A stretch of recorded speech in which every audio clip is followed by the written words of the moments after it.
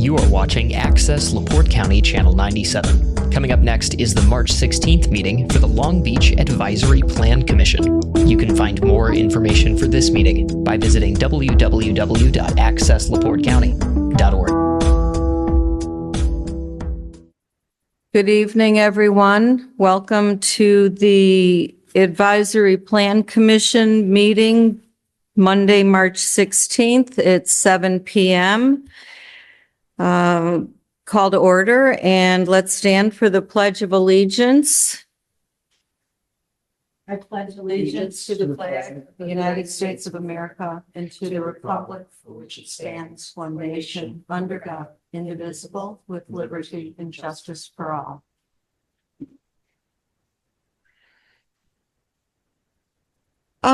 Secretary Holt, would you like to take roll call? Kendra Bartlett. Here. Meg Collins. Here. Diana Holt. Here. Matt Karstrom. Here. Seth McCormick. Here. Anita Remingis. Present. Tom Boyovich.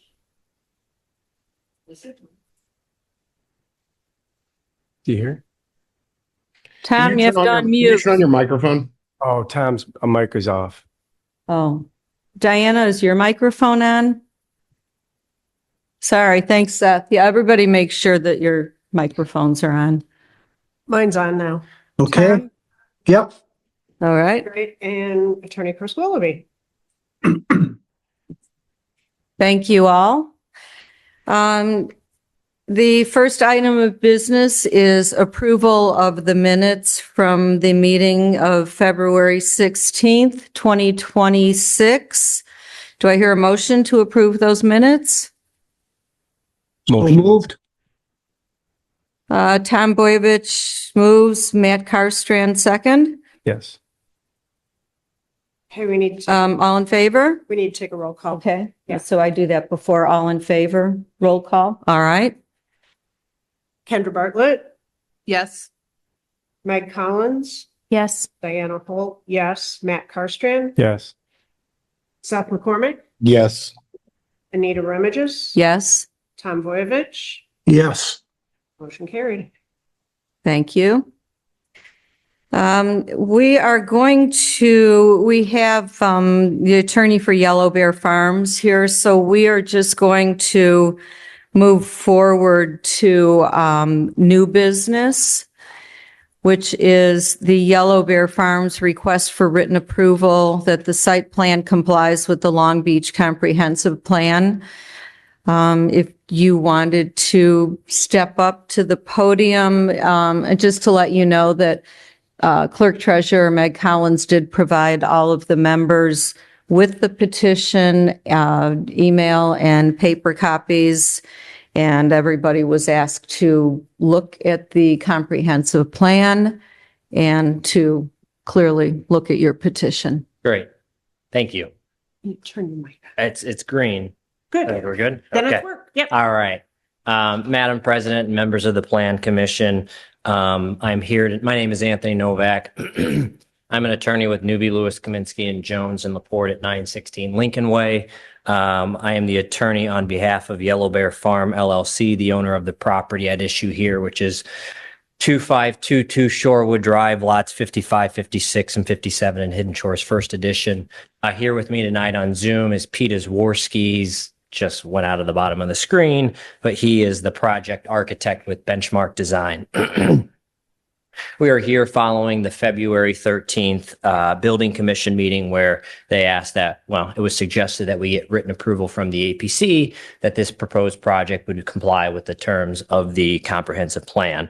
I don't know if any of you were on the APC back in 2023, but I was here in 2023 on the original development at 2520 Shorewood, which is the primary residence that's being built, where the Building Commission asked that we go in front of you all, and we got a unanimous approval that the site plan did comply with the comprehensive plan.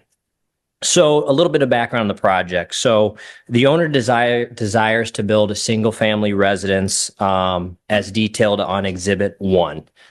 This exact site plan was submitted to the Building Commission back in October. and it was ultimately discussed at their December 12th meeting. At that meeting, portions of the property, specifically the indoor basketball court, was discussed. It is an indoor basketball court that is for the owner's personal use. At the conclusion of that December meeting, we were tabled until the January meeting. Ultimately, then were heard at the February meeting. And at those meetings, there was a couple things that came up that are detailed in my petition. First was whether or not this indoor basketball court was an accessory structure. As we communicated to the building commission pursuant to the terms of the zoning code, it is not an accessory structure because to be an accessory structure, it must be detached from the building. In addition, there was discussion on whether or not this was an accessory use. But under the zoning code, if all portions of a building in a residential district are connected, every portion is considered to be part of the primary use, and the primary use of a building in a residential district is a residence. Ultimately, our building permit application was brought off the table and voted on at the February meeting. We were denied at that meeting for three specific reasons. Number one, they believed that approval from the APC was needed. Number two, it was determined that there wasn't a septic or sanitary sewer permit that was submitted. And number three, a driveway cut permit was needed. Also, there was discussion about whether or not this was potentially a class 1 or a class 2 structures. Class 1 structures generally are commercial structures used for the public. As to this point, this residence is not a class 1 structure. It is a residence. It will only be used for personal use. And attached as Exhibit 2 to our application is an email from the Indiana Department of Homeland Security, specifically Tony Riggs, who's the fire and building code specialist, indicating that this would in fact be a class 2 structure. Ultimately, we were told that we needed an address too, which we have obtained. And currently we have applications in for the sewer permit and the street cut permit. So as to the comprehensive plan analysis and why we are here. So while the building commission didn't make a specific reference to specific sections in the comprehensive plan that this site plan may or may not comply with, we think that it's this first objective that is probably at issue, which is protect the character and stability of Long Beach as a vibrant residential community that can attract and keep residents across all age groups. There are 7 specific policies under that objective. And because we are asked to comply with the comprehensive plan in totality, I will address all 7 points. So as to policy number 1, is that new residential development and the redevelopment of existing residential areas will be limited to single family units. Our response there is that given the site plan is for constructing a single family residence, we comply with this policy. Policy number 2 is that the scale of new residential development and redevelopment shall be compatible with the scale and the character of the town. As to this response, based on the plain language of the comprehensive plan, and based off this project meeting all requirements of the zoning code, I can assure you that this project does comply with the comprehensive plan. Although nowhere in the comprehensive plan is the word scale defined, there is no reference to a maximum size or even a specific look of how a house can be built, just that those houses must be limited to single family units. The zoning code instead focuses on things such as lot coverage, setbacks, maximum height, and minimum size. Given that, our interpretation is that scale must mean that a house is either in strict or substantial compliance with the town's zoning code. If so, then we believe that the same standards that apply to neighboring homes are uniformly applied to new builds such as this. Not only does this resident meet the requirements of the zoning code, but we're well within those requirements. The goal of a zoning code is to adopt a set of uniform standards that are fairly applied across the town. That's all we're asking for here. In addition, the building code and zoning code are implemented in order to fit a town's comprehensive plan. If there were to be a size, scale, or aesthetic restriction, it should be set forth in the zoning code. We believe and would hope that the APC wouldn't be required to arbitrarily or subjectively decide whether or not a resident that otherwise complies in all respects to the zoning code meets the comprehensive plan or not. We believe that it's inherently applied that have inherently implied that if a proposed project meets the building and zoning code, it meets the comprehensive plan. As to policy 3, the policy is regulations shall ensure that new residential construction does not negatively impact the scale and character of surrounding development. I can assure you that this is going to be a beautiful build with beautiful landscaping, landscaped in such a manner that the residents will be difficult to be seen from the road and from other neighboring properties. Policy number 4 is that residential building size and lot coverage percentage standards will be applied to preserve the current residential character of the community. The building size and lot coverage percentage standards are the ones found in the zoning code, the one that this project will be well within. Policy 5 of 7, that land use standards designed to protect scenic vistas and view sheds from any negative effects of development will be applied to preserve beachfront character of Long Beach, protect property values, and attract positive growth in the community.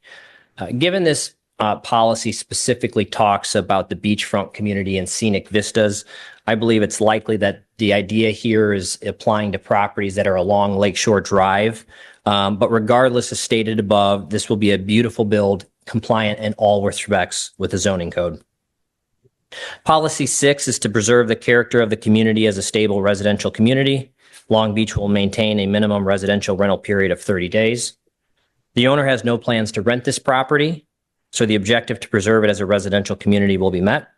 And finally, the last policy under this objective is that the town should consider providing public services and amenities to attract and retain families. While this isn't something necessarily that the owner requires here, it is notable that the owner is proposing one residence on 3 lots where 3 residences could be built. So this will ultimately place less strain on public facilities. And I'm wrapping up my presentation here. So again, the reason I'm in front of you is whether or not this build meets the comprehensive plan. But the question that I always have when we come in front of you is what would it say if a property owner who complies in all respects to the zoning code would have to go in front of the plan commission and then was denied because although they met everything else, they missed an arbitrary standard. When the owner approached me about this new build, similar to the last build, he asked, what do I need to do to get this project built? And I was clear. I said, build it within zoning code. Don't ask for a variance. That's exactly what he did. So if denied tonight, what would this property owner have to do to figure out this arbitrary standard? The only way you can confirm something is to scale and consistent with the comprehensive plan when there are no other standards is to look to the zoning code. To deny based on no objective standards would be completely arbitrary, and we ask you not to do that. So in conclusion, we respectfully ask for a written confirmation to the building commission that this plan does in fact comply with the town's comprehensive plan. Thank you. Thank you. Thank you. Do we just have a discussion? In my opinion, which I guess is how we would start this, in my opinion, and that was exactly where I looked, was to the land use development. Particularly, I was looking at number 2 and number 3, the scale of new residential development and redevelopment shall be compatible with the scale and character of the town. Is that ambiguous? It is ambiguous because our town is comprised of all kinds of and sizes of build. And Yellow Bear 2520 is on its own area and of its own compatible with its own scale and character in its area. And it's the new residential construction. I don't see that it negatively impacts the scale of the surrounding development, which is the prime residential home. And it will be landscaped, and just in my opinion, I would be in favor of that the site plan complies with the comprehensive plan. And that's just my personal opinion, and I will look to the committee if they have any other opinions that they want to express, and then we can move forward. I didn't see. Anita? Yes, I'm sorry. If I could ask a couple questions. First of Chris. Chris, is there anything in the petitioner's attorney's presentation that you take exception with? His reading of the requirements? I don't take exception, except the only thing before you and the charge under the building code is that one of the elements is they could require a determination from you of whether it complies. As a baseline, I feel like it's important for you to consider what the comprehensive plan is. It is important for the vision of the town. However, it is a wish list. It is a vision, a roadmap. But the building code and the zoning code are what implements that. So what you have to determine is, do I take exception? No. I mean, I can't speak to what his representations are, that it's going to be beautiful and they're going to do everything, landscaping. But otherwise, your only charge is whether you determine it to be in compliance with that. And even if you didn't, I don't think that I don't think it impacts one way or another if they comply with the requirements of the building code and the zoning code of whether they're entitled to a building permit, and that's for a decision on a different day. Okay. And then for Anthony, could you remind me what the lot coverage requirement is and what your proposal would include? And not to bounce it to Pete, I know that maximum lot coverage is 35%.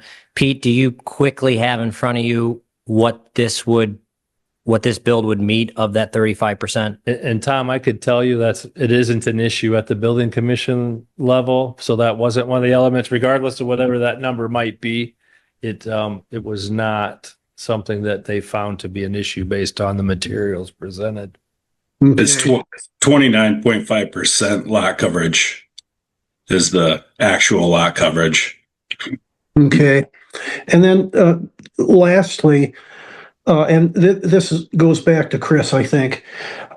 Is there any reason why we could not include in our recommendation that there be some conditions attached? For instance, that this cannot be an income generating property in any way, that the lots can't be further subdivided in the future. Anthony made a reference to the owner has no plan to rent the property. I take him at his word, but things can change. And if he contemplated in the future some change that would adversely impact the neighborhood, that would be pretty important, I would think. So can we attach conditions to a recommendation? I don't think that's within your purview for this matter. The building commission can attach some conditions. You're just deciding whether it complies. Another concern with that scenario would be, in general, residents are allowed to rent their property. So let's say, not that they're going to, and their representation is what their current intention is, but let's say they decide they need a little extra change and they need to rent it out. They get to rent it out in excess of 30 days, and that's already part of your code. So committing to do something that they're already not to do something they are already allowed to do. I know that's a concern, and nobody wants this to be an inn or a rented basketball gym or a retreat. But, I think those are things for the building commission to consider and or place conditions or code enforcement to address in the future if they happen. But I don't think that's within your purview for making this determination of essentially thumbs up or thumbs down of whether it meets your comprehensive plan. Okay, thank you. Thank you, Tom. This is Seth. I'm in the same boat as Anita. I don't view this basketball court as anything different than a swimming pool or a tennis court, which there's I know of at least one until recently. We had a person with a backyard swimming pool and a tennis court in their yard. That was visible from the street. This is going to not be visible from the street. It's going to be behind and attached to the residence. And I think under even the proposed amendments to the zoning code, this would still qualify and meet all the requirements of the zoning code. So my opinion is this meets the requirements of and is in the spirit of the comprehensive plan. Thank you. I'll jump in then as the first or maybe the only one to say I disagree. I think, Anita, I looked at those 2 bullet points too. You said the scale of new residential development and redevelopment shall be compatible with the scale and character of the town. I think you mentioned it's compatible with its own self because you were comparing it to the other property, 2520, the other Yellow Bear property, if you will, where I think we need to look at it as the character of the whole town. I'm sure everybody saw the site plan that was shared, but I have some copies here just to show. The first one's the roof view of what it would look like. And this one's the most shocking, I mean, to me, of the house. I'll pass it along, but the first one, you see the basketball court and then the house from a roof view. And then this is what the house would look like. Here's your basketball court attached to a house. And this basketball court is 5 times larger than the house. So that in no way is the same as a tennis court or a pool, unless the tennis courts and pools that were approved were 5 times larger than the house. So you can pass another one down too. So I 100% believe it is not in spirit of the scale of the town. And then you keep mentioning the comprehensive plan, which we are in the middle of doing right now. And I looked at other towns' comprehensive plans and nobody spells out what scale is in the comprehensive plan. We're just asking residents for the theme, the spirit of the town, not asking them for square footage of what you think a scale would represent. So that shouldn't even be considered because scale wasn't explicitly laid out in our comprehensive plan that we should be, punished for that. The current comprehensive plan is also 10 years old. So in the new one that we're working on, again, it's number 16 is, are you concerned about the scale or character of residential construction in the community? You can answer not concerned, somewhat, or very. We don't ask what is scale to you. So that is up to us, the town, whoever that may be, the APC, the town council, the BZA, to make those determinations. I definitely think this is out of scale, out of character. I'll go a couple of other things that I've marked, not too many here, but so under future land use in the comprehensive plan, it says to prohibit uses which would be incompatible with single family dwellings. This use is definitely incompatible with single family dwellings. To me, it's a basketball court with a house attached to it so that the basketball court could be built. And it says to discourage any use which would generate greater than normal traffic for its street. So I'm assuming a full-size basketball court with this house with its guest bedrooms and the other house with their guest bedrooms, there's going to be a lot of people, not just one person, I'm assuming, is playing inside this huge basketball court. So I do think greater than normal traffic for its street is going to happen when these 2 properties are finished. It's not our job to also approve things or not because of aesthetics. I mean, you say you think it's beautiful. I've not heard one person say the word beautiful about anything being built over there, 2520 at all, Shorewood Drive. The comments have been, what on earth is that big thing over there?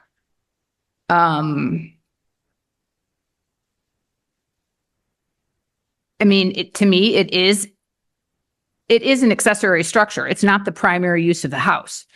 Just because it's not attached, No, it is. or because it's attached, it still is an accessory use. If that stood alone, it couldn't be built. So, I mean, to me, again, it seems the house exists to allow the court to be there. Otherwise, you wouldn't be able to have the court. So, I'm just not sure, again, about it being used as, it will not be used by the public. I mean, private clubs. I know the owner owns soccer clubs, football clubs around the world. Maybe they're all going to be practicing there. We can't stop any of that. Under policy 2, the scale of new residential development shall be compatible with the scale and character of the town. And I think you mentioned the beachfront thing. That clearly all of our codes and zones apply to the whole town. We don't differentiate and say the beachfront people have, the comprehensive plan was only this way for the beachfront people, which is what, 30 houses? So that would be 30 homes are beachfront, or maybe 50, not even. So everything, we're talking about the whole town, not picking and choosing. Well, this part of the comprehensive plan surely must have only been meant for beachfront people, not us over here. We get to do it because you can't see it from the street or whatever. That doesn't matter. Or it's beautiful or it's getting landscaped. I mean, it is definitely not in the spirit of Long Beach, of its residential single family character. Let me think what else I wrote.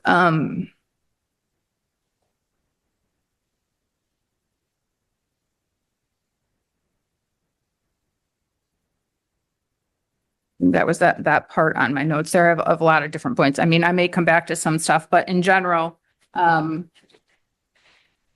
given its scale and design, the basketball structure cannot reasonably be characterized as subordinate to or part of the dwelling. Instead, it represents a second primary building organized around a distinct principal activity, indoor athletic recreation. By introducing a second substantial structure that's not clearly incidental, the lot is no longer organized around a single principal dwelling as required. It is becoming the principal dwelling.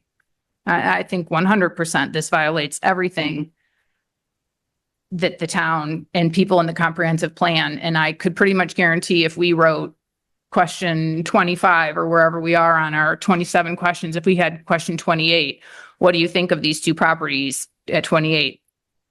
It would not be, we love it. We think it's beautiful. It totally fits right in the town.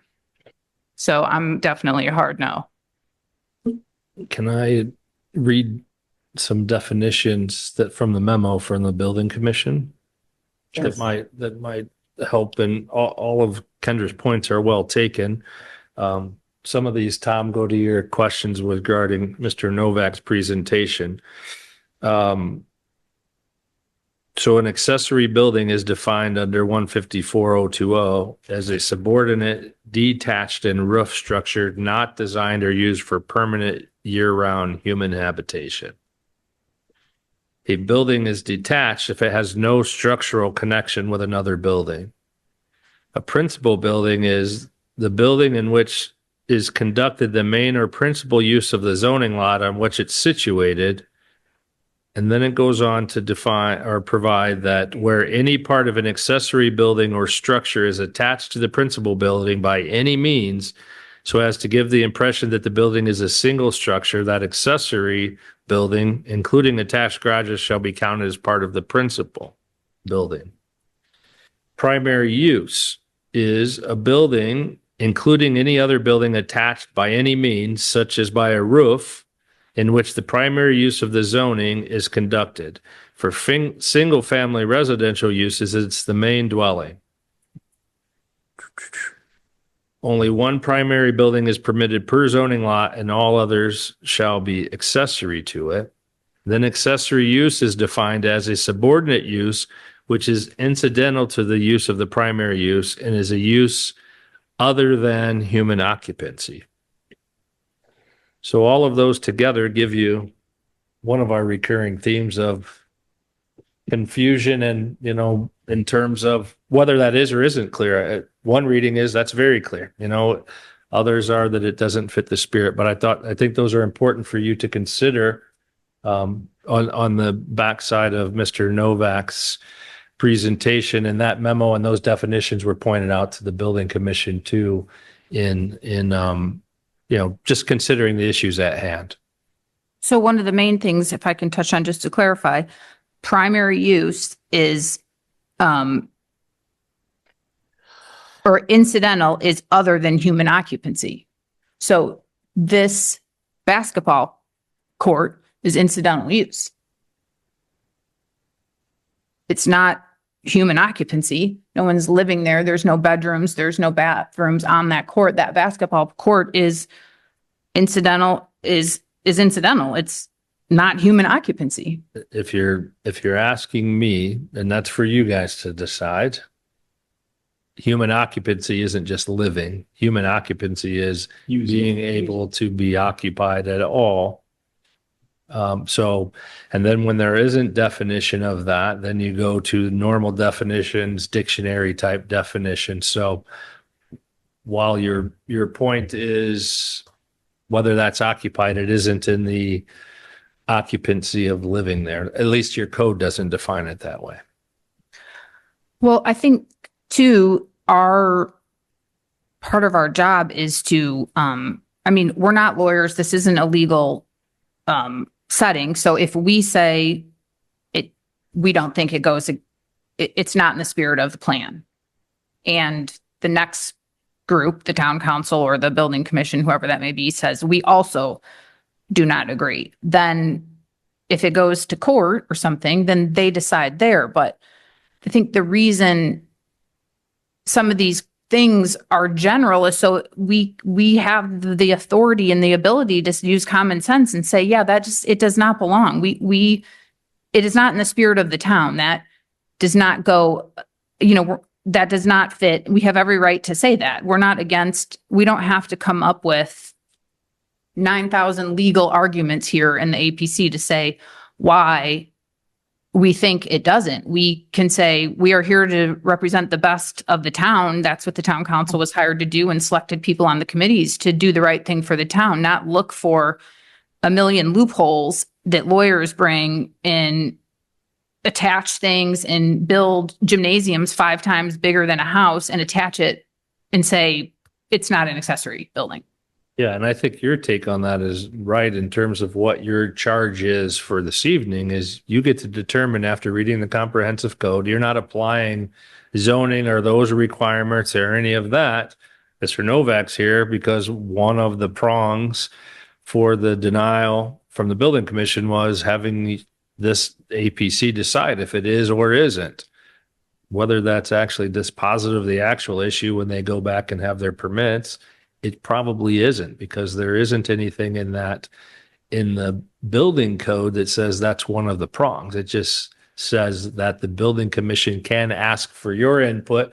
And some of that, right? There have been some tough decisions overall where they want input of more stakeholders to make sure that when they're making their decision, not everything is on them, because they generally don't have as much discretion. Matt or Meg, any thoughts, comments? I do have a few. And I'm just going to kind of point out just some thoughts quickly. When I read through these policies, some of them, I don't know if you want to say that they're somewhat weak or a stretch at times. To say that the residents will not be seen from the road. There's an entire street behind this property and the home that's already been built. Any vantage point on the other side of Long Beach, so I don't think that's a true statement that just because it's being built behind this home, it doesn't back up to woods, it backs up to Lake Claire. Yeah. So if we were to put this any place else in Long Beach, I personally, growing up here, living here, attending meetings in the past where these issues were discussed, I do not think we as the town anticipated this exact scenario at any point in time. I know building size was discussed in the past. Do we limit that? I know of a handful of examples in my own mind where numerous properties were purchased. One that I know of, they tore down 3 houses. They put up a tasteful house, but just what I'm getting at is what do we want Long Beach to look like? These particular properties are peninsulas that, as Anthony stated, can hold, could have held X amount of houses. I've heard two schools of thoughts in discussions with people where the way I look at it is that that's 3 less families or people that get to move here and enjoy Long Beach. So the other train of thought is that someone said it to me that there's less people, so it's not going to be as crowded. You know, you can take either school of thought for your opinion, but I personally, if this was located anywhere else in Long Beach, I would be adamantly opposed to it. So if somebody was able to purchase X amount of land or lots or Moon Valley or some woods and tear it all down and do whatever they want with it. And I know that doesn't apply to because this is a basketball court, but so that's just one thought. The other is Attorney Novak was here when this homeowner was requesting permission to vacate that peninsula, and the statements all about it were it was going to be used for a walking trail. So the woods were going to stay, and then for a couple months later, this to be the building plan. That's just something that I don't know if everyone knows that occurred, but yeah. Good point. I think the scale part, again, goes back to, yes, it's 29.5% lot coverage, but it's an entire peninsula that could have been numerous other houses. It could be what it simply could be, which is whether it's an overflow house or a second property. I don't disagree with Kendra that it's a basketball court that is having this home attached to it. And I don't know how you can't differentiate a little bit between an indoor full-size basketball court and a pool, but to me, those are, I mean, it's all recreation though, so I know, yeah, so. Yeah, and I just want to make some clarifications. I think this is like 3 lots on the opposing peninsula. It's not the entire peninsula. I think that peninsula has either 14 or 17 total lots. Okay. I guess with the drawings though, is it right in the middle? No, it's right on the left side. I mean, if you're looking from the road towards Lake Claire, it's the 3 contiguous lots on the left-hand side going towards Lake Claire, but starting at the road. Meg, like you can see it from, so these are the lot, and this is what it'll look like from Shorewood. Yeah, I saw that. I guess I didn't realize I it was. definitely understand what you guys are saying about the lot being of size and the structure. I'm torn here because since it seems like they have other ducks in a row as far as building it, and basically we're just asking us whether we feel I think it's kind of arbitrary for us to decide what's, how it looks. I mean, Well, we're not voting on aesthetic. I understand. Yeah. Yeah, but that's what you guys are talking about. You're saying that you don't like the way a basketball court looks. That's what you're I'm saying. saying, no, not the way it looks. If it was, it's a full-size indoor basketball. It's not an outdoor basketball court. The houses over here used to have outdoor courts, used to be tennis courts. This is an indoor Right. structure, 5 times larger. And if they built this and you didn't know it was there, I guarantee you'd not know it was there. Oh, I think the people are going to know, and they're going to be I've talked to a lot of people over there. They have no idea this is even going on. They said it's been all of the Lake Claire Homeowners Association. They didn't know, they just thought that it was all that all these steps weren't constantly being taken to get all this approval for these homes. They just thought, I can't believe the town is letting this happen. So I've not met one person over there that is happy about what's going on. And- None of them are here. Right. Right. Do you Yeah. have, Okay, and Chris, can we get a clarification on the word arbitrary? Because I mean, I don't think we could make an arbitrary decision. The decision has to be based on the provisions of the comprehensive plan. To say that we're making an arbitrary decision is, I mean, maybe not a legal quagmire at the APC level, but it's certainly setting something up for potential legal ramifications to make a quote arbitrary decision. Is that true or not true? Yeah, I think overall I'd be more concerned at the building commission level or BZA level. And this is truly your opinion. I mean, we're not making an arbitrary decision, but you get to review the comprehensive plan as you have, hear what the proposed project is, and decide. And I want to reiterate from this memo that the comprehensive plan is the community's long-range vision for physical development, intended to be a guide to community development rather than an instrument of land use control. It is a goal, not an enforceable law. And the implementation of the plan and oversight and control over development is generally accomplished by and through the adoption and enforcement of zoning laws. And so, anything being arbitrary here, I am not concerned either way if you voted up or down of whether you get to have an opinion. The issue is whether that ultimately affects it.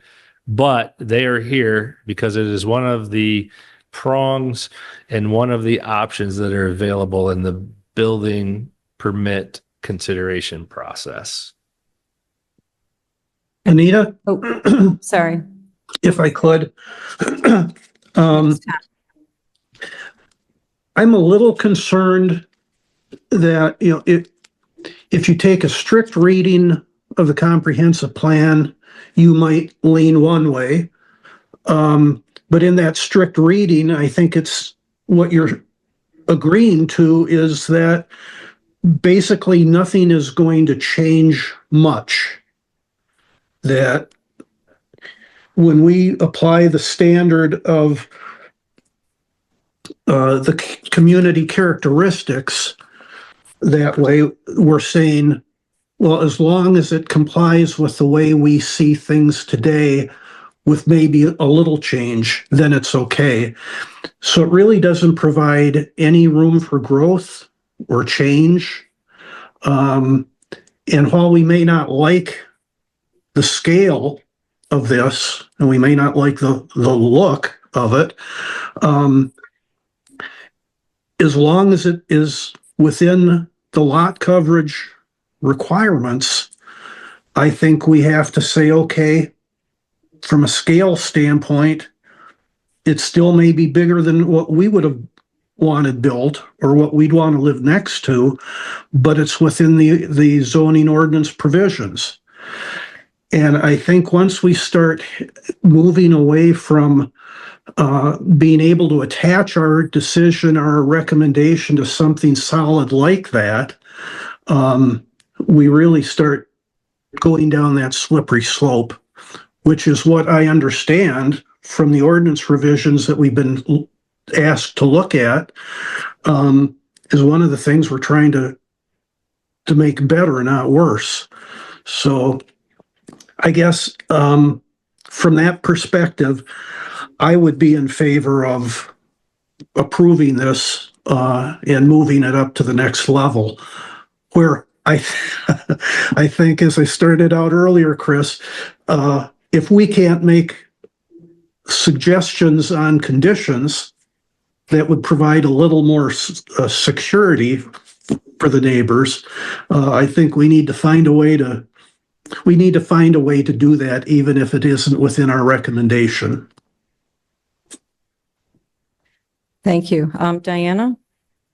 I don't see anything about it that bothers me, to be honest with you. I'm fine with recommending it. I think if we start inserting our own opinions about whether it's beautiful or whether you're going to see it from the street or we're not only are we on a slippery slope, I think we're overstepping what we're being asked to do here and what our job is, which is to make a determination as to whether it complies with the comprehensive plan as it's written now. Yes, we know that there's going to be a new one, but we don't have that yet. So I would definitely be in favor. They've jumped through all the hoops. They've done everything they were supposed to. Do we just move forward now asking? Yeah. Oh, I'm sorry. Did anyone have? I know. I was just going to make a motion. I make a motion that we send written approval to the building commission stating that the site plans comply with the Long Beach comprehensive plan. I second it. Well, we need to Roll do. call? Yep. Kendra Bartlett. Meg Collins. Yes. Diana Holt, yes. Matt Carstrand. Yes. Seth McCormick. Yes. Anita Remages. Yes. Tom Voyevich. Yes. Motion carried. Thank you. Thank you. Thank you all.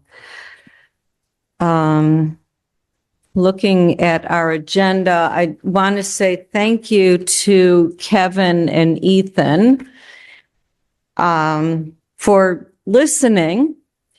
I think maybe it was helpful to you. It was I doubt it. you. Well, I do.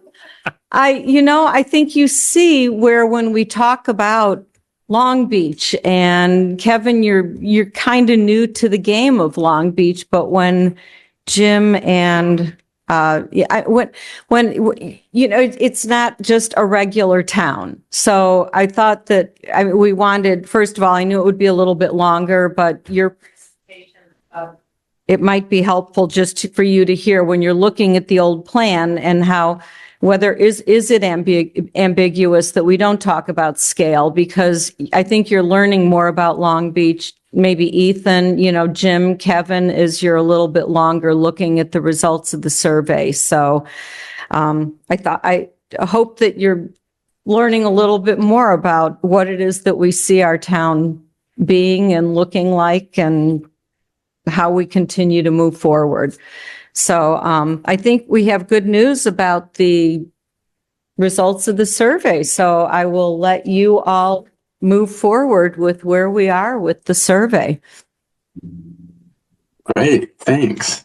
Evening, everybody. I do think that this was helpful. It was interesting to sit in on, and there's definitely some questions in the survey that touch on that topic that we'll talk a little bit about.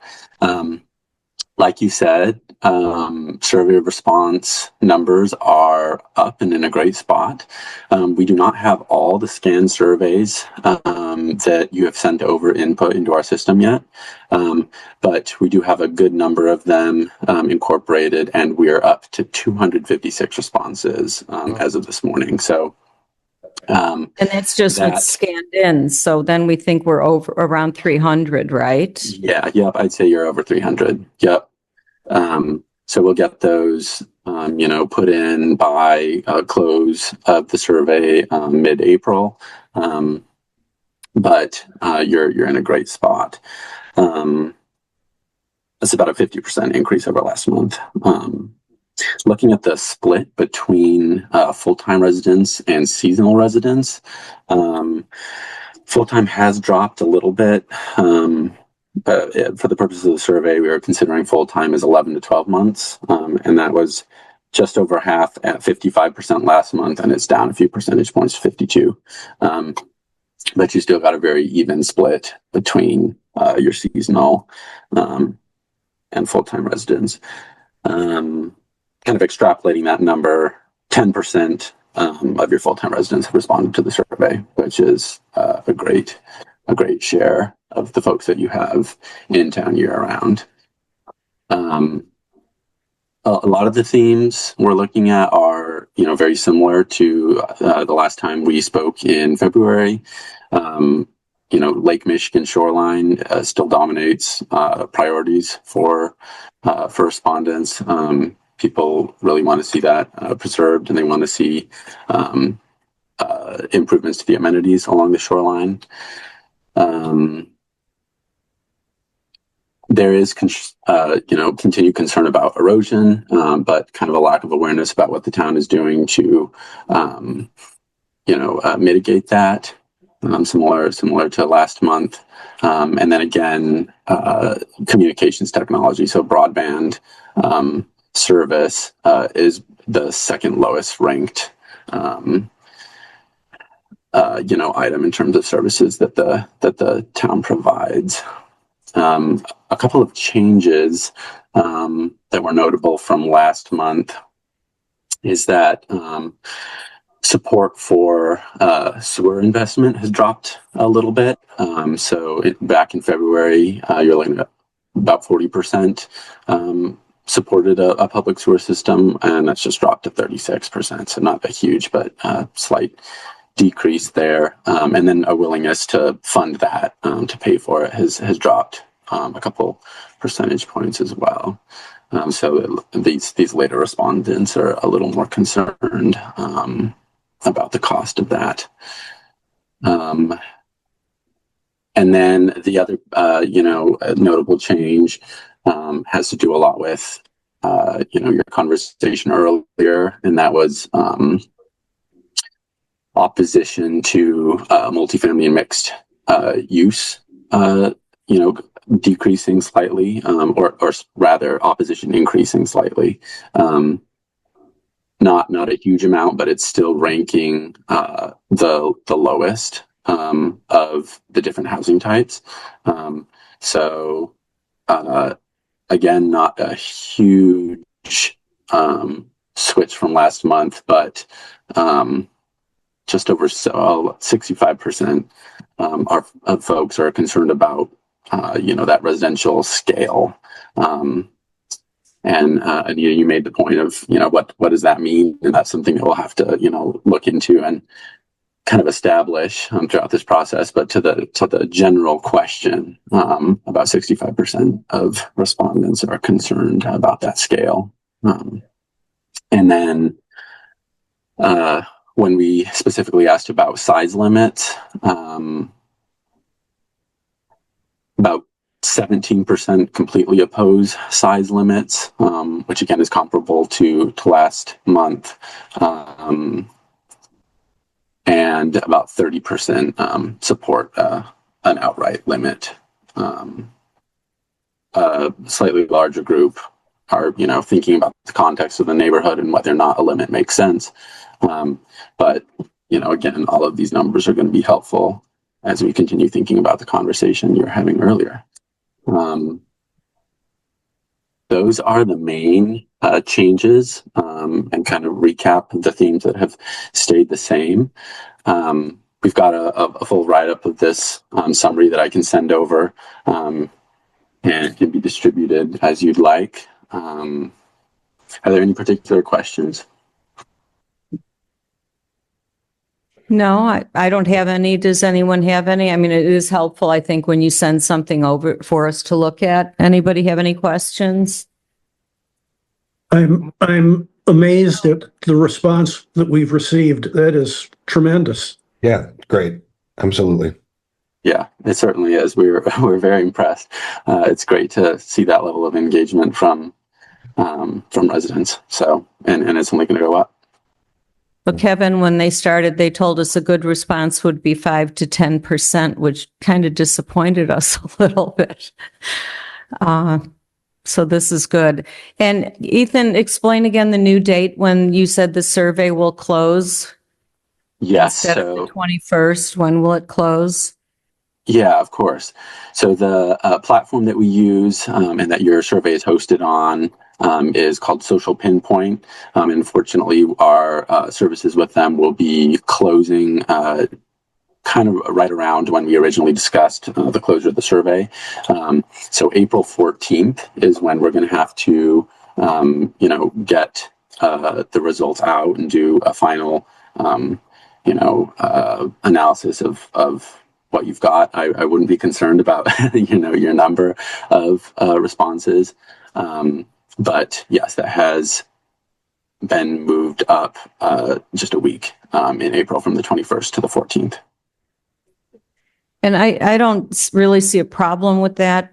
Just to let you know, I mean, based on what's come in and just, I mean, even any that have been returned, Diane and Deanna have been on it, making sure that they get in touch with, whoever's was returned and that they get one. So, hopefully the rest of you are okay with that. It's a week earlier, but I think that we've been having a tremendous response. And we can do something, again, Meg and I have talked, and whether we just send it out, a separate alert just saying the time is closing. But for now, I think we've been getting a great response, and nobody's coming in and saying, what are you talking about? What survey? They still have copies here. It's still on the website. So I think that people are clearly responding to it and talking about it. So I think that's okay. Is everyone, we're okay with that. It's closing. So I'm okay with it. I think it would be nice to send a reminder or to let people know that, okay, we originally said it was the 21st, but it's going to be the 14th, and give them a week or so to respond. And okay. it's already been 2 months, so they've had plenty of time. Okay. Are So we as a group, gonna get a chance to maybe look at some of the answers and some of the things written? sure. That's okay, isn't it? That's all right. They're right here at the clerk's office. So I can, if people want to pick some up, just get Ethan, in touch with me and have let me people know. given any good ideas that you've seen, that we should put in the plan? As far as like open-ended answers and text box kind of things. Yeah, has anybody had some kind of epiphanies that we haven't been thinking about? I don't know. I'm just saying. Yeah, there's tons of good, those open-ended questions are great. I have not really, gotten into the specifics of all of those yet, but we are inputting, all of the scanned results that we've input so far. We input that text, and we'll be, reviewing all of that. And then, what we like to do is kind of take some quotes that are representative of, themes we're seeing from some of those open-ended answers and include them in summaries. So you'll definitely see that, mid-April when we put together the final report. And, we can provide all of those, all that raw data to you as well. Awesome. And if anyone wants to look at any of them, just send me a quick text or something. And, they're at the clerk's office. I can make sure they're available for you if you want to take 50 of them, 20 of them, just whatever. I'll make sure they're available for you. Well, thank you, Kevin and Ethan. And this is our little town of Long Beach. Thanks for being here for us. We appreciate it. And we'll talk to you at our next meeting, or if there's something you need before then. Of course, that sounds great. I will send over this summary for your review. Okay. Thanks, Thank everybody. you. Thank you. Yeah. Thanks, everybody. All right. Bye. So the address change request, what do we do with that? Is someone here? Is that who's Jay Allen? Are you here for the address change, Mr. Allen? Yes, I am. Okay. So you have requested an address change from 1705 Lakeshore Drive to 1705 Wildemore. Did everyone look at that or? Yeah. Okay.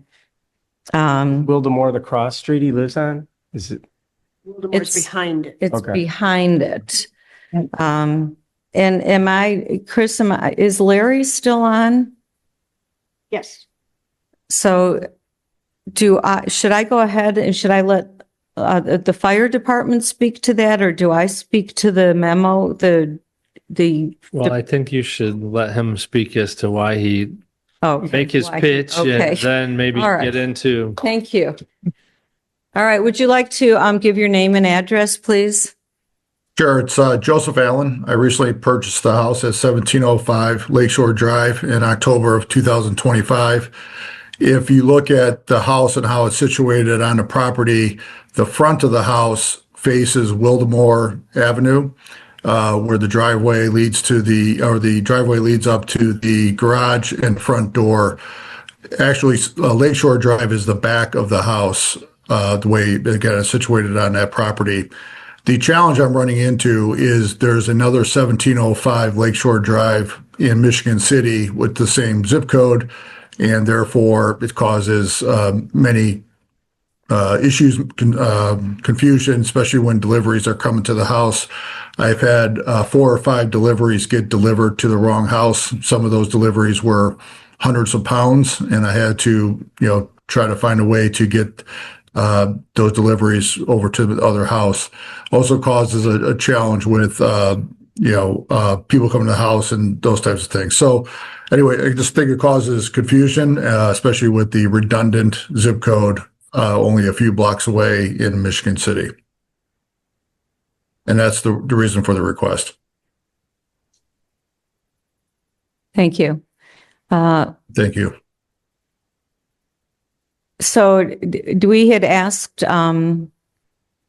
that the fire department and the police department weigh in on your request. And so we do have a representative from the fire department on. Larry Wall is here. Larry, did you want to speak to it, or did you just want me to address it via your email? How did you want to do that? Anita, that's up to you. I can speak to it and explain the reasoning behind the fire department's response if you'd like. I think that would be helpful in that way. If any of the committee members had any questions, that would be great. And just to let people know, Chief Swistek absolutely agreed with and supports your position. So if you'd like to go ahead and just let us know if you want to introduce yourself and your position. Sure. My name is Larry Wall. I am Deputy Chief of the Long Beach Volunteer Fire Department. When this address change was requested, it went out to both the fire department, may have gone out to all emergency and street department services in the town. So when we got the request, I think a month or so ago, I brought it up at to our entire department at our meeting, our business meeting, and we pulled it up on the map and we took a look at it and asked what the tenor of the fire department was. And if I could explain what the reasoning behind addresses for the fire department. And as Mr. Allen said, there are duplicate addresses in the town of Long Beach and Michigan City from stop 0, which is basically Washington Park, up to and including just before it starts. Long Beach starts at stop 13. As most everybody knows, a little bit past stop 13. So there are duplicate addresses up through, from 13 up through about 18, stop 18 in Long Beach.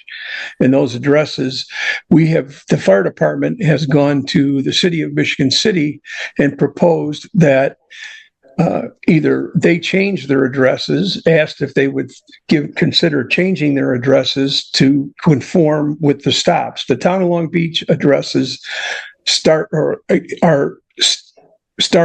at each stop. Each block or stop starts a new number, a higher number. Michigan City's addresses don't do that. So there are duplicate addresses for quite a few of the properties in Long Beach. We often, as emergency responders, get called out to houses that are in Michigan City. Michigan City declined to do that. We then asked if they would consider 1310 or 1309A, and then we would be 1309B, and they did not want to do that either. So that being said, the most important thing for emergency services response in mapping or the legend of the town is what we call cadence. And that cadence is important because, and I'll use Lakeshore Drive as an example. Every home that is on the north side of Lakeshore Drive has an even number address. Every home on the south side of Lakeshore Drive has an odd number address. And if you go back into the town on the other streets, it's similar. North is usually even, south is usually odd. So the address in particular, this address, it fits the cadence of Lakeshore Drive.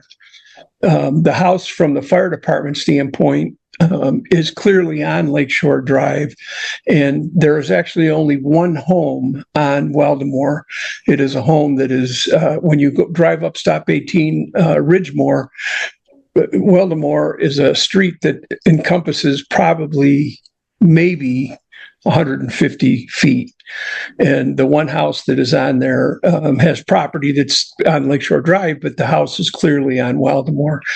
The fire department felt that this house is clearly on Lakeshore Drive and the cadence should remain the same for emergency service response. And Chief Swistek talked with, I think, either the chief of police or the fire chief or one of the other deputy chiefs, and he agreed with our response that we feel that the cadence wouldn't be proper if that address was to be changed to a Waldemore address. Sorry about the length of that, but that gives you the reason why, and it was certainly not arbitrary at all. Larry, can I ask you a question? Sure. Would it throw the emergency responders off if we, like, for example, assigned it, just went ahead and did 1705A Lakeshore Drive to somehow give him some distinction between the Michigan City address and the Lakeshore Drive address? You know, Seth, that's a great question, but the issue with that is, it's a cadence. So there is one address that stops, or one property at Stop 16 that has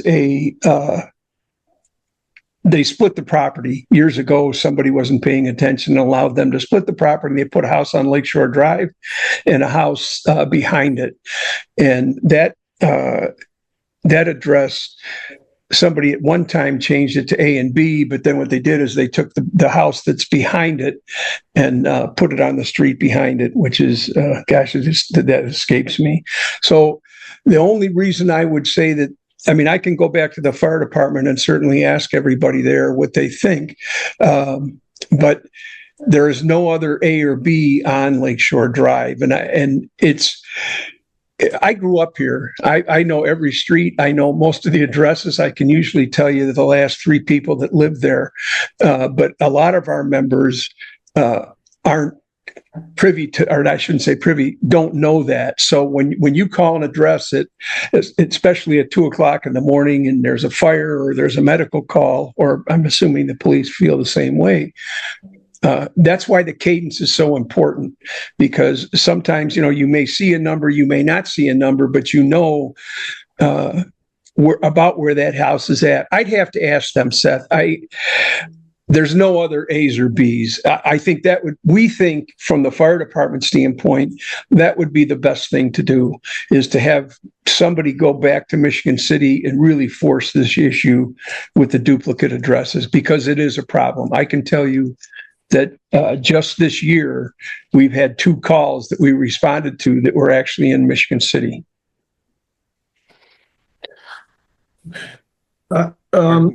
Larry, when an emergency call comes in,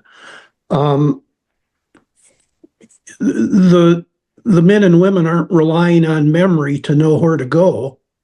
Right. They put it into a GPS system that helps guide them, I assume. Unfortunately, Tom, as an individual, we work on pagers that are that come out and give us the pertinent information. They tell us if it's a medical call, fire call, and no, you don't go by memory. You go by I'm going to use your address, 1806 Lakeshore Drive. most people, except for new people on that department, know that's a north side of the street address. And we don't have, the trucks have the capability of, or at least one of the new trucks has the capability of mapping. All the squad cars have mapping. But unfortunately, what happened when the 911 system went into effect, homes were done by landline phones. And fortunately, they had the foresight to say, okay, there's duplicate addresses here. So a phone number that was associated with 1806 Lakeshore Drive in Long Beach was determined to be Long Beach. But now that system is no longer valid because people use cell phones. So we don't have a PIN on where that house is except by address when we get toned out. And you're correct. It's not done by memory. It's done just by, as I mentioned, we call it cadence. I don't know if that answers your question or makes it more confusing. No, it does. That's helpful, Larry.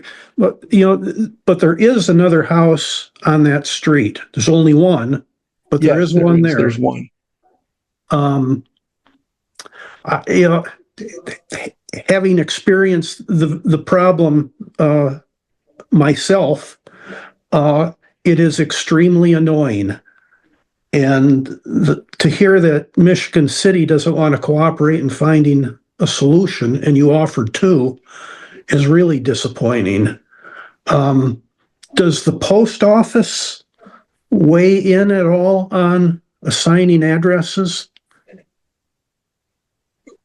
Our experience has been, and this is not with the fire department, this is from a building company standpoint. When you want to change or assign an address, the post office wants you to go to the municipality. And one of the reasons is that they want to make sure that, let's say, I used my parents' old address, 2919 Lakeshore Drive, wanted to have a 2917 and a half or a 2919 and a half.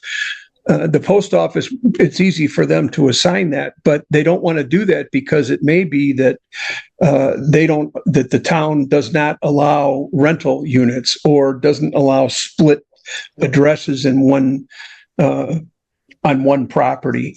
That's been my experience from a building standpoint. We have not had that issue here from a fire department standpoint. And I fully understand both your issue, Tom, as well as Mr. Allen's, because it's something we face. I grew up in a house at 2919 Lakeshore Drive, which is on Lakeshore Drive, but has a street behind it by the name of Ridge Road. And those houses had the same issue with deliveries and that type of thing. But when you're up in the 2900 block, you didn't have duplicate addresses. Tom, the post office does not assign them. So it's up to the town. Okay, thank you. Anyone else? Thoughts? Comments? I feel for your plight, Mr. Allen, but I understand what Mr. Wall is saying about, if this turned out and you needed him, you'd want him to come to the right place.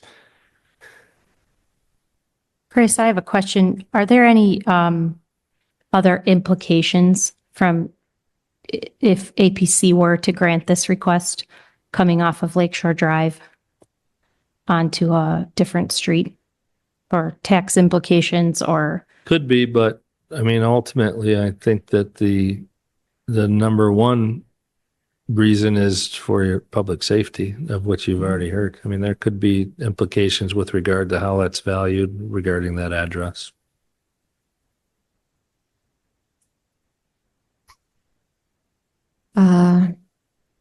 Anita, if you're ready, I'm prepared to make a motion. I think we're ready. Yeah, let's hear your motion. Okay, I am in full sympathy with, our emergency services personnel and the problem that creates for the potential problem it creates for them. I am more fully sympathetic with Mr. Allen because we experienced the same thing. It's unacceptable. It shouldn't be happening. And you know, the fact that there is another property on that short bit of street that is subject to the same potential problems that Mr. Allen will be, in my mind, mitigates this a little bit. So I would move in favor of granting the request. Is there any other, can I make more comments or are we past that? Need a second first to see if there is a second and if. Is there a second to Tom's in favor of changing the address?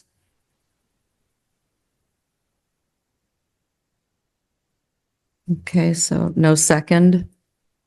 So we can move forward to comments or? Yeah, I mean, there's gotta be some solution. Sorry, What Chris. do you want to say, Meg? This has been going on for years. So I'm very sympathetic to the homeowners involved on both ends, but it's numerous stops. So I personally, I understand your frustration. I've had that happen in my block where I've gotten somebody's package or mine got misplaced and I've had to do the ring around. And, you know, if you are doing a business out of your house, I'm not saying that you are at all, but people do that and have to deal with, you know, if you're somebody that gets a ton of mail. But for me, I think there needs to be I think you can do signage. I think you can make sure that it's at States Long Beach or Michigan City. I'm very sympathetic, but I don't think this is a good enough reason. As Larry indicated, there are numerous streets on the hillside all along Lakeshore Drive. And if we were to start granting these requests, they will just keep coming in potentially. They've been denied in the past because of the confusion of these back roads that run parallel with Lakeshore Drive. So, and maybe that's not a good enough reason not to grant this, but I do think it's a big precedent. And for me, it's just not worth it for what is 5 packages over the span of a year or whatever it may be. I mean, my thought is there's got to be a solution, right? And that doesn't mean we have to decide the solution tonight. I don't know that this is emergent enough that there has to be some sort of like up or down vote. I mean, I think that we should probably discuss with the town council to put a little more pressure on Michigan City to see if there's a solution that could either renumbering Michigan City or doing the AB or I don't know what, but like I'm sympathetic to his issue. I'd also like to hear feedback from Larry and Chief Swistek about assigning a letter or so, 1705A, or if we think that they're going to AB it, then 1705B. Because I mean, there's bound to be a way that this can be fixed. I don't disagree. Sorry to interrupt. But we can't just change one address when we know of this much larger issue. So I agree with you completely.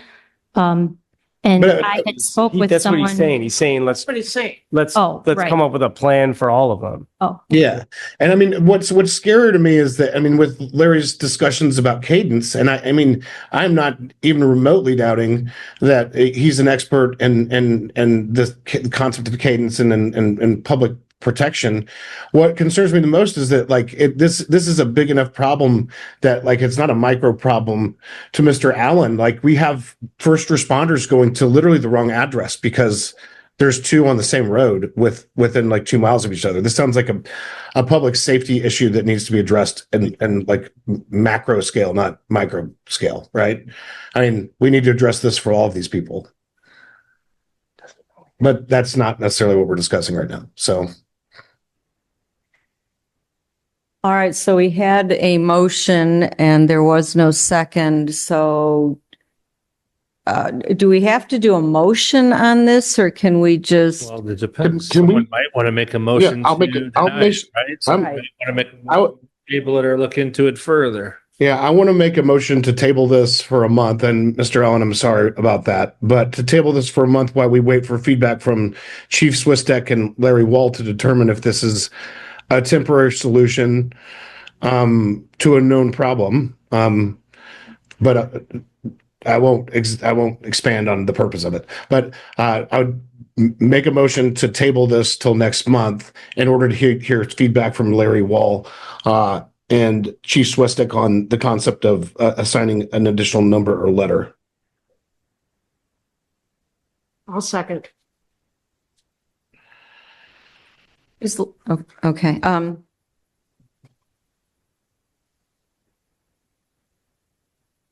So we have to do, Is discussion or vote?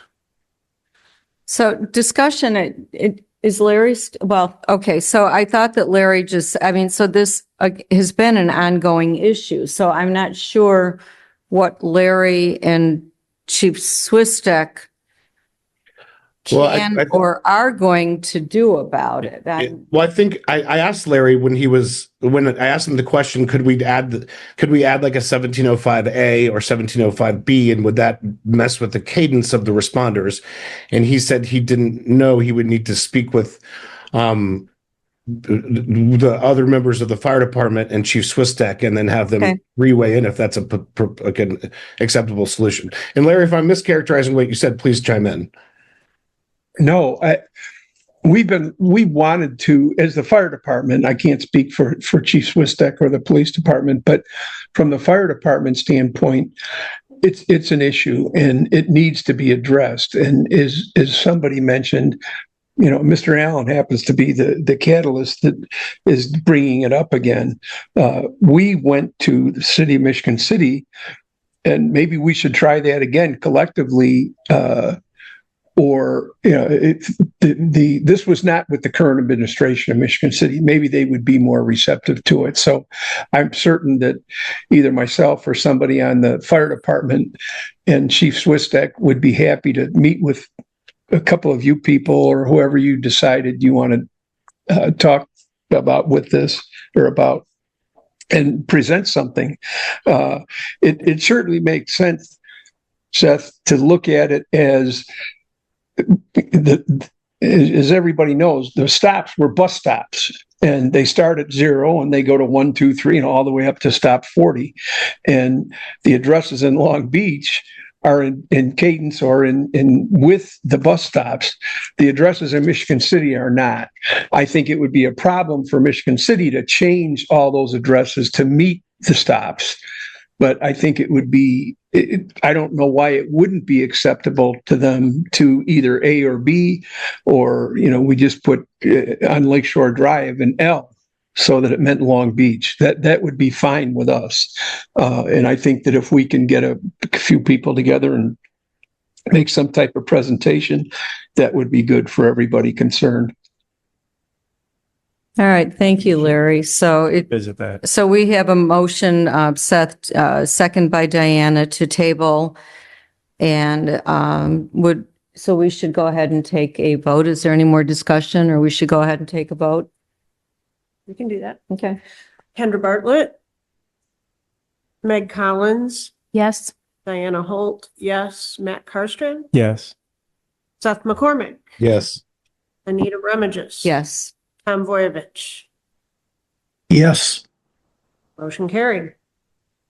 Thank you.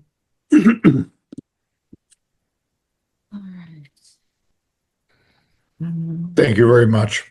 Thank you. Thank you, Mr. Allen. We'll be in touch. Mr. Allen. All right. And I'd like to offer that if there's anything that I could do going forward, as you're having these conversations with Michigan City, I'd be happy to write a little more official letter or anything you need. So please call on me if need so. Thank you. Thank you. much. Appreciate you. Thank you.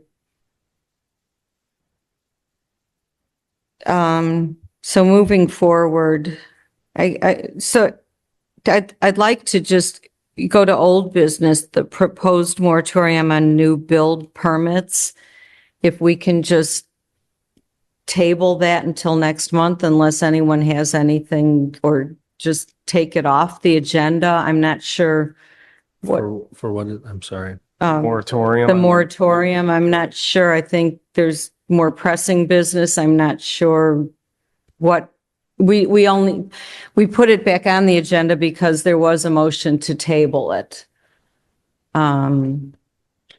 If any, unless we want to just move forward with the other one, the proposed change definitions, or if we want Chris to give a legislative update, because you said that may be changing some of these things about the ADUs and things like that, so. Sorry, I'm kind of jumping around a little bit, but there are some legislative updates that may have something to do with ADUs coming up by July for July. Well, and I think 1st. ultimately some of the doom and gloom wasn't as bad as anticipated in the final form. So there isn't much that affects. I think the big things coming up are reporting requirements. I think between Meg's office and the building commission are going to have to figure out some new some things that have to be reported downstate with regard to prices of housing and average incomes and things like that. There is a requirement by the end of the year to review, which is kind of timely for what you're doing with the comprehensive plan, to review the zoning code, but with a mind on how to encourage and address the availability of housing, right? Overall, statewide, that was the flavor of most of what they were trying to do. The provisions with regard to not allowing you to address the aesthetics and things like that, and these opt-out provisions and the concept of that, or making immediate, almost real-time approval of permits, did not go through. So another thing that was passed was you're going to have to make a determination of fees and charging actual costs of what, and being able to put a number to what the cost is for what the fee, and then taking certain fees, which I won't bore with, but again, more weight to the clerk treasurer's office, is then putting those fees in certain funds to offset the actual costs that you say that they were charged for. Changing building fees going forward. You can't, right now, you can't implement them for 90 days. In the future, that will be 6 months. And you can only change them every 5 years. So, I think Larry's gone now, but one discussion was whether those should be revisited by the end of the year just to make sure. But overall, I think, and then the other one was the definition, and I don't really know how that plays out, is they did provide a definition of ADU, which was it could be a living, I'm paraphrasing, living quarters within or without, that can't be more than 75% if it's inside. I think that's right. And overall 1,000 square feet. So that was just a definition. It didn't discuss, there was a possibility that you were going to have to allow duplexes or multiple units on lots. None of those passed this year. So overall, we're back on track with some of these. And so that was House Bill 1001. The other was 1210, and you got your short-term rentals, one of the few that actually got grandfathered in and still applicable. So overall, it's better prognosis than we were thinking that was proposed, and a lot of the amendments and even discussion the other day. So with that, I think you are moving forward with these definitions. And as you do that, I just want to say that, preface, and I think I did in the email, that the ordinance, the process here is that you decide and you initiate a potential change, and then you set that for public hearing, which we've done. We've noticed, we've published. I will say, for lack of a better description, we fast tracked that. Whether you're ultimately ready to move forward with that, if you're asking my honest opinion, I don't think so, unless you quickly become to some agreement on what these definitions are going to be. Seth had some points. I think Kendra had some changes. There are definitely some flaws in what is proposed. So that ordinance, the way that, Tom, for instance, you're new, the way some of these go is that eventually you're going to, after a public hearing and allowing the public to speak for and against, give some input, you're going to then make a favorable recommendation or no recommendation or an unfavorable recommendation. And then the council will consider whether to actually amend the code. As we saw earlier It's a with process. with Yellow Bear, right? And with other parts of the code, whether people like or don't like what's before you in that ordinance, it's prepared in that because that's the process. You're going to recommend that, or that's what will get passed to the council. But that did come from the building commission. And I think we had this discussion last time. We definitely had it last Friday at the building commission where some people don't like it, but it ends up being the same few people that put in a lot of work.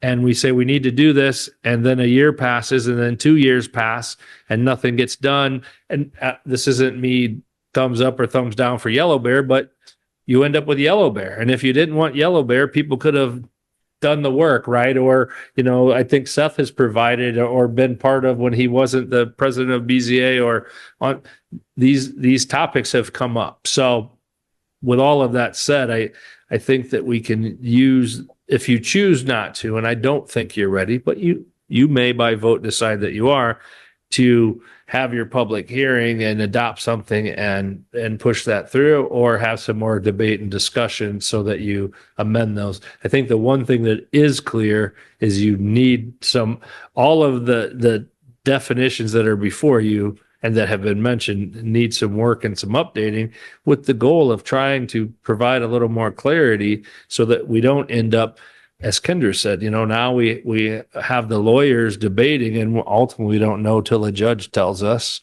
who's right. And we want to avoid that wherever we can. Thank you. So,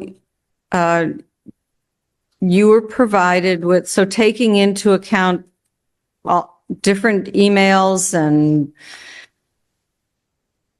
you were provided a draft of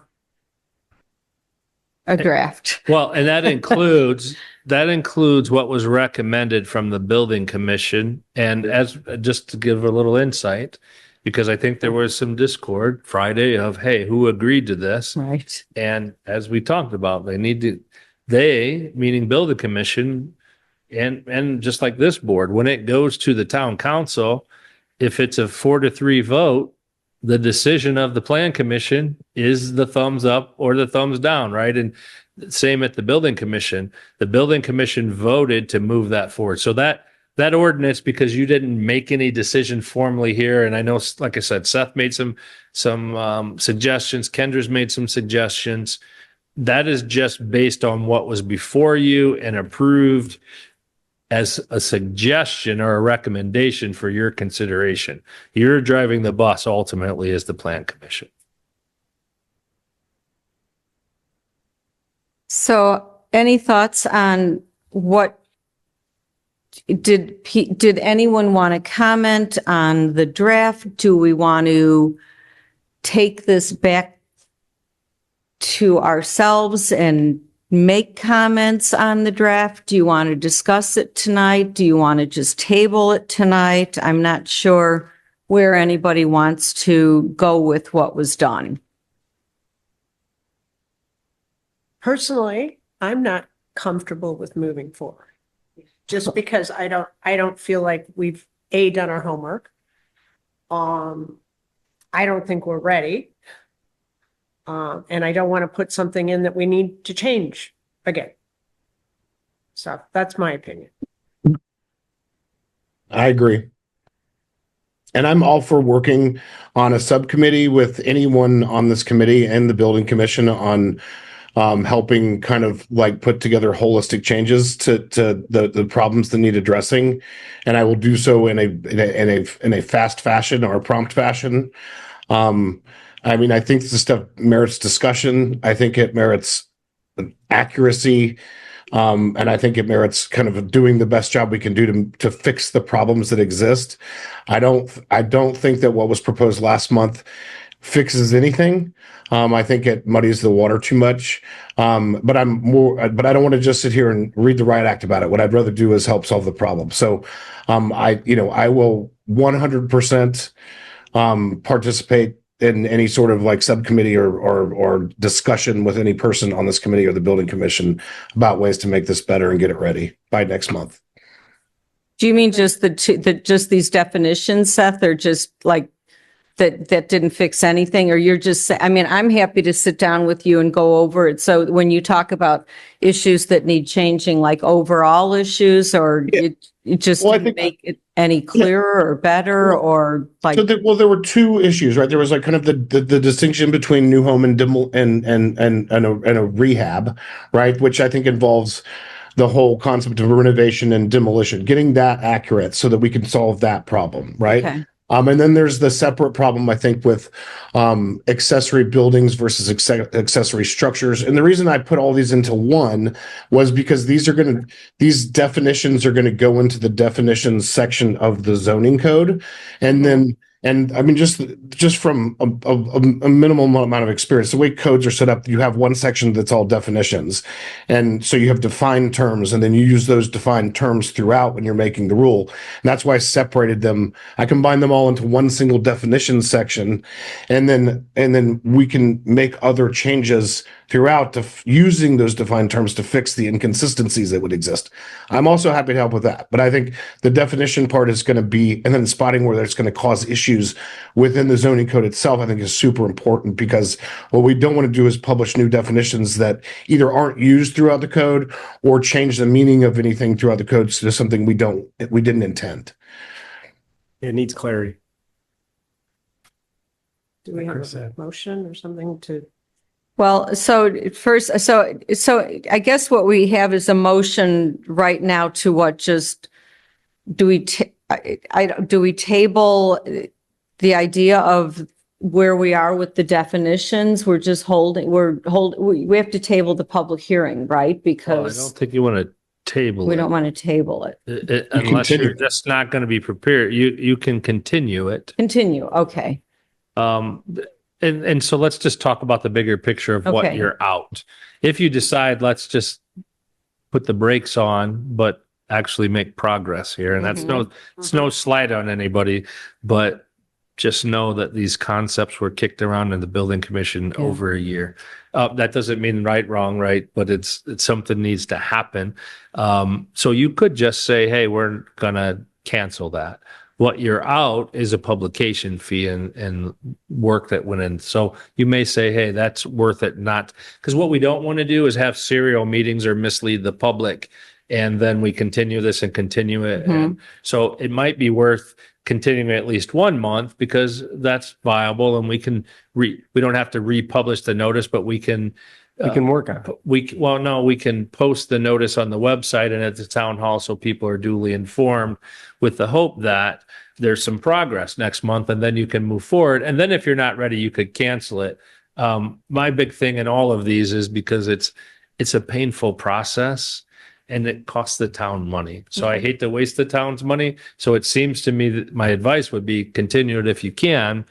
And then if you decide, the right thing to do is, if you're not ready next month, then let's just cancel it. All right. I would find it helpful if we could get a side-by-side comparison of what we have today, what's being recommended, and recommended by whom. I can put that together. You what? I can put that together, but I can do I mean, it's going to be a fairly large document, but I can put a side by side of both. I guess we'll call them my proposed changes, the original proposed changes, and then the existing code. So you can see, and then I can also put in provisions from my standpoint, at least, where those, like where the definitions as written would affect specific provisions of the code, which I think I highlighted to a certain extent in an email, but I can go through like a full scale comparison. So would- what would we be comparing, Seth? So we would have the original? You'd have the original, the new definitions that were proposed, that are the subject of the public hearing tonight. So I don't know who wrote them. I think it was Pete Votes, but I don't know that for sure. And then the ones that I circulated, which I think I'm the only one who circulated anything. Is that correct, Chris? You, Kendra, did you Kendra did send? not. Oh, No. okay. Yep. So you're the only one who has something. in Tom writing. had notes. Tom had some notes, but I'm not Okay. sure. I'll send you, yeah, it was Tom and you. Yeah. So I'll circulate essentially what was the subject of the public hearing tonight versus the ones that Chris circulated on 3/5/26. Okay. And- Yeah, the draft. Got it. Yeah. Okay. And And that- with the existing code. All right. And then I'm not, if anyone else wants to step up and help, or I'll help. I don't know if anyone else wants to offer any help. I can help. Okay. Diana can help. I'll help. Matt will help. All right. You have all kinds of helpers. So Seth, whenever Okay. you want help, you'll just reach out. But we, Yeah, and if Larry, if you're still there and paying attention, if you have people on the building commission that want to be in the loop on this, because I mean, a lot of them see this all the time, so they're going to have strong opinions. If they want to be a part of this, then shoot me an email or a text or whatever, so we can get them involved with the process as well. Sure, I can do that, Seth. I'll send an email out tomorrow and ask them. And of course, I'm paying attention. Okay, well, I didn't. You can't see that you're on, Larry. So Yeah, indeed. But one important thing is this concept has been kicked around a whole bunch at the building commission level about having workshops and having joint workshops. So just be mindful that if a majority of either start to show up, that we might need to just conduct a workshop, Yeah. of which you're not making any decision, but you can have an open discussion. Yeah. Right. And then I mean, I think that the goal of it would be to make a proposal here to the APC by next month might be ambitious, but like a prompt, try to get something that we can have, like that, at least we can have a discussion about the differing definitions and the problems that we're facing to hopefully come to some solution. Yeah, this summer. In a workshop sounds like it might be a good idea because, it just, sometimes it does help. The emails help too, but all right. So Larry, so we need to have a motion. I can make a motion to continue the public hearing on proposed change zoning code section definitions. I'd second that motion. vote Kendra Bartlett. Meg Collins, Yes. Diana Holt, yes. Matt Carstrand, Yes. Seth McCormick, Yes. Anita Remages. Yes. And Tom Voyevich. Yes. Motion carried. All right. And then I guess we'll go back to the proposed moratorium on new build permits. We just let that one go. Like I said, it was tabled last month. I don't know that there's any further discussion. Does anyone have any discussion, or we can continue to work on the definitions? And then if this is something that comes back up, we can bring it back up again. I would move to remove it from the agenda. Okay. Is that a motion, or Chris, is that Yeah. just? Yes. Sure. Okay. I would- second it. Matt Carstrand seconds. All right. Yep, I It's know. down or I won't remember. Got it. Kendra Bartlett, No. Meg Collins, Yes. Diana Holt, yes. Matt Carstrand, Yes. Anita Remages. Yes. Sorry, skipped you, Seth. Seth McCormick Yes. and Tom Voyevich. Yes. Thank you. We will now move to the public comments portion of our meeting. Is there anyone in the audience who has a public comment? Hearing none, we'll move to Zoom. Is there anyone on Zoom who has any public comments?